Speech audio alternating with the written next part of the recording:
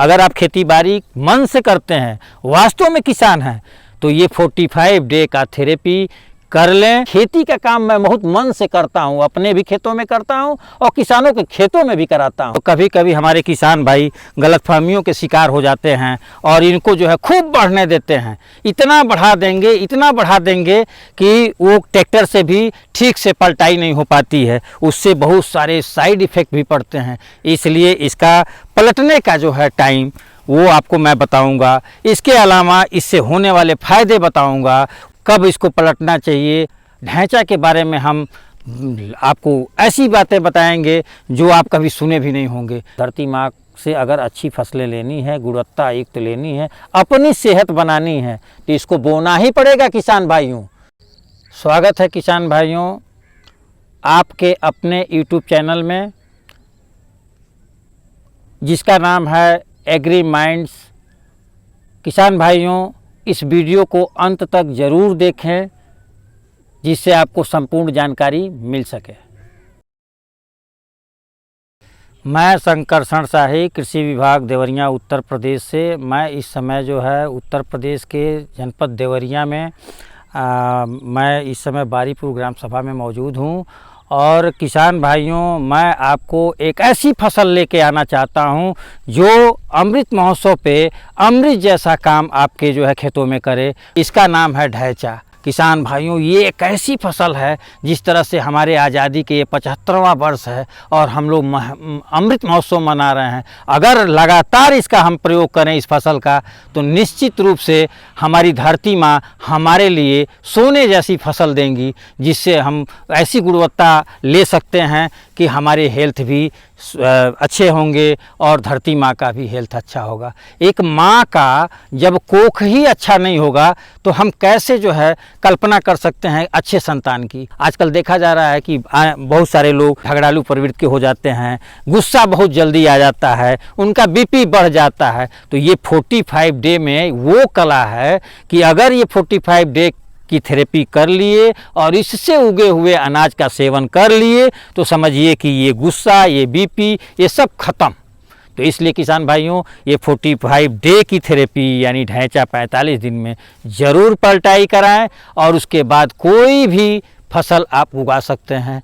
देखिए किसान भाइयों, जब जैसे हम लोग जो है दवाओं का प्रयोग करते हैं, उसके बाद भी सर दर्द नहीं ठीक होता है, तो हम लोग क्या करते हैं, कुछ न कुछ आयुर्वेदिक या अध्यात्म या योगा का सहारा लेते हैं। उसी तरह से धरती माँ के लिए जब हम रसायनों का प्रयोग ज़्यादा करते हैं और उसके बाद भी उत्पादन नहीं बढ़ता है, ज़मीन की, धरती माँ की जो है गुणवत्ता ख़राब होती है, तो उस समय ये 45 डे का हम थेरेपी करके और हम सारे इलाज कर सकते हैं। यानी धरती माँ का जो भी भौतिक स्थिति खराब है उसको हम सुधार सकते हैं। तो किसान भाइयों, ये 45 डे का थेरेपी है। अगर इसका उपयोग करते हैं तो जो दूरगामी परिणाम आप देखे होंगे रासायनिक प्रयोग करने से, आपको पंजाब में कई जगह कैंसर का ज़्यादा पेस्टिसाइड और ज़्यादा रसायन का प्रयोग करने से वहाँ से कैंसर ट्रेनें चलाई जाती हैं, तो उससे हम बच सकते हैं। अभी जो है हम जहाँ स्थित हैं उतना अंधाधुंध रासायनिक प्रयोग नहीं हुआ है। अभी गनीमत है कि हम 45 डे का थेरेपी का प्रयोग करके और इस कैंसर वाली बीमारी से भी बच सकते हैं। और इतना ही नहीं, इससे अधिक हम फ़ायदा क्या ले सकते हैं कि हमारी सेहत, जब हम जैसा अन्न वैसा मन, तो जब हम 45 डे की थेरेपी दिला रहे हैं, तो उससे जो है दूरगामी परिणाम ये होते हैं कि जो अगली फसल होगी वो दूषित नहीं होगी और अच्छी कोख से पैदा हुए संतान का जब हम उपयोग करते हैं तो वो पहलवान, हिष्ट पुष्ट, गुणवत्ता युक्त होगा।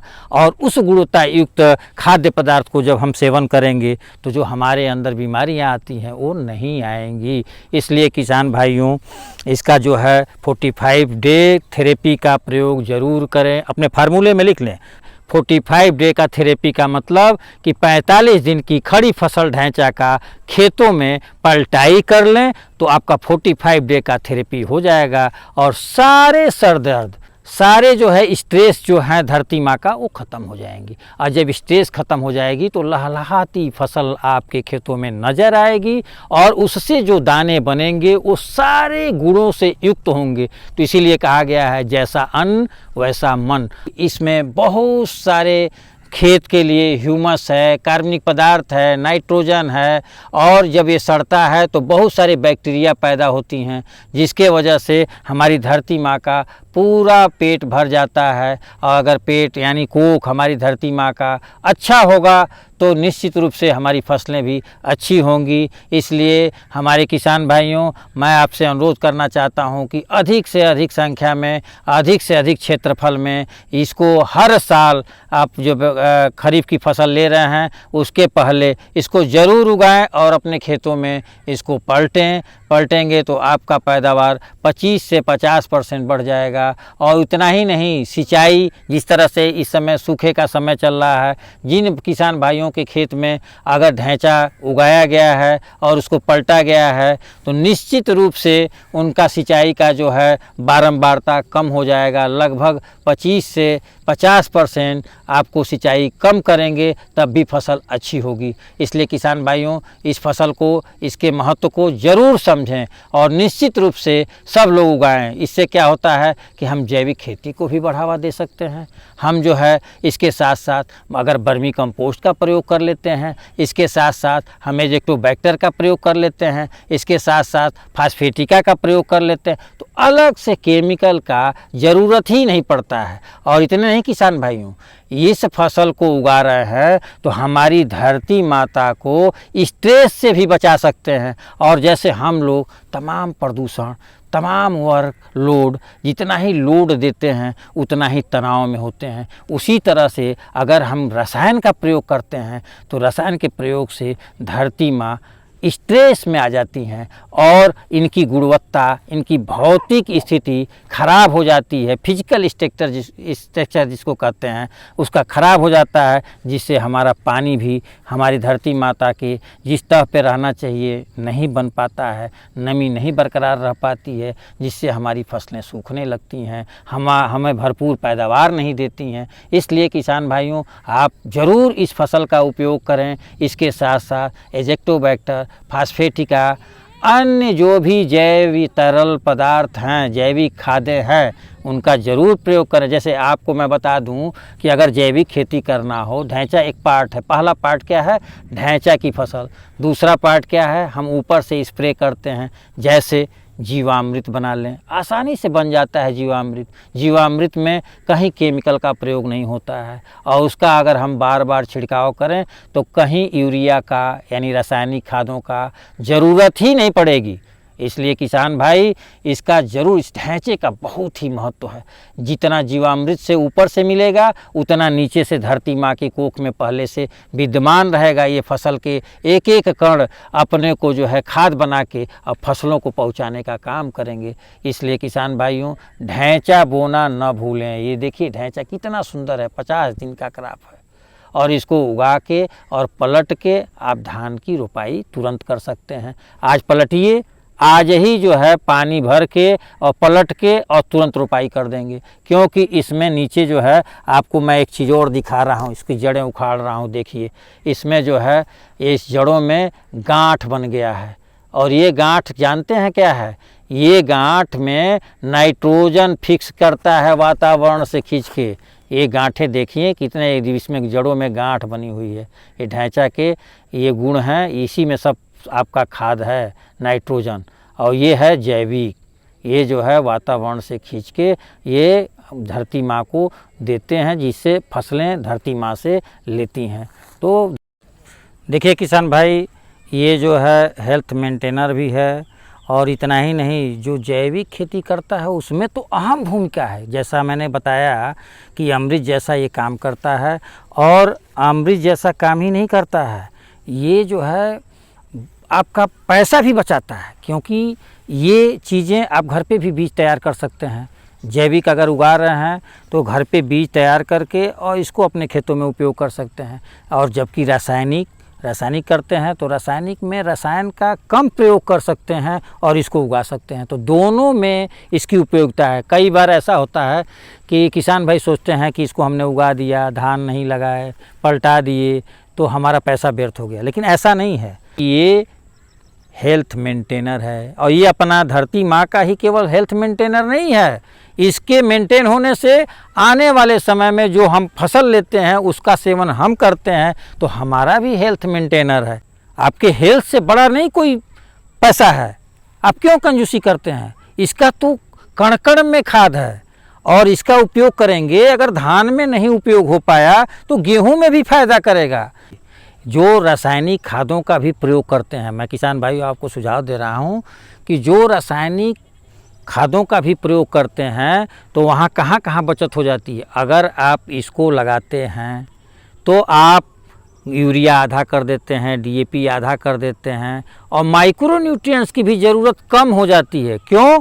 इसलिए कम हो जाती है कि जब इसकी पलटाई करते हैं तो खेतों में ह्यूमस की परसेंटेज बढ़ जाता है और जब बढ़ जाता है तो उस समय क्या होता है कि बहुत सारे सूक्ष्म जीव इसमें पैदा होते हैं और उससे तमाम तत्व मिल जाते हैं। तो आपका 3 जगह से बचत हुआ। चौथे जगह से क्या बचत होता है? सिंचाई। आप अगर इसको लगाएंगे, ह्यूमस का परसेंटेज बढ़ेगा, कार्बनिक पदार्थों का परसेंटेज बढ़ेगा, तो आप जो सिंचाई 10 दिन में करते हैं वो 15-20 दिन बाद सिंचाई करेंगे तब भी फसल अच्छी होगी। इसके अलावा आप जो रासायनिक प्रयोग करते हैं किसान भाई, रसायन से ज़मीन की, मिट्टी की भौतिक स्थिति खराब होती है और भौतिक स्थिति को ये मेंटेन करते हैं तो उधर पैसा भी बचा और आपकी धरती का हेल्थ भी मेंटेन हुआ।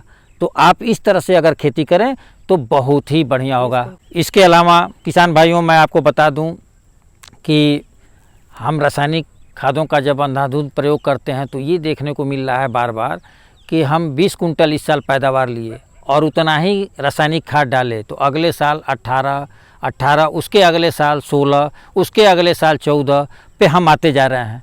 अगर इसका साथ में प्रयोग करते हैं तो हम आधा फर्टिलाइज़र तो करते ही करते हैं और उत्पादन आपका नहीं घटने पाएगा। इसलिए दोनों तरफ से अगर आप मैनेजमेंट करते हैं किसान भाई तो किसी भी दशा में आपको घाटा नहीं है, पैसे से भी और हेल्थ से भी। इसीलिए इसका नाम पड़ा हेल्थ मेंटेनर।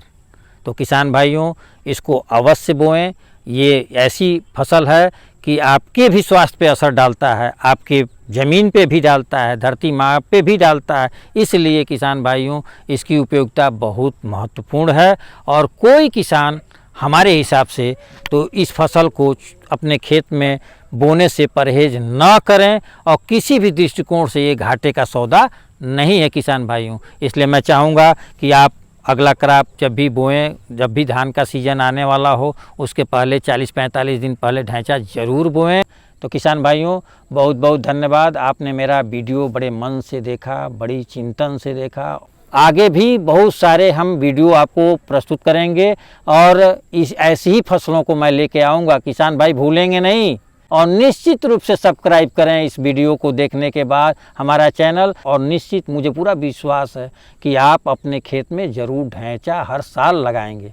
धन्यवाद किसान भाइयों, नमस्कार।